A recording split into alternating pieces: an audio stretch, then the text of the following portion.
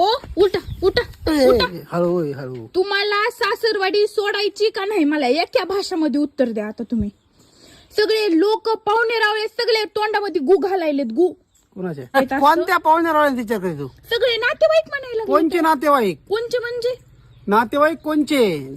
ते नातेवाईक ज्या वेळेस आपल्याकडे काही नव्हतं त्यावेळेस आपल्याला नाव ठेवणार आहे. आता काय आपल्याकडं काय आता आपल्याकडं जेव्हा नातेवाईक. तुझं आणि माझं लग्न झालं आपण बीडला राहायला गेलो कोणत्या नातेवाईकांनी 1 किलो साखर 1 किलो पत्ती 1 किलो शेंगदाणे आणून दिले का? कोणत्या नातेवाईकांचा तू विचार करतीस?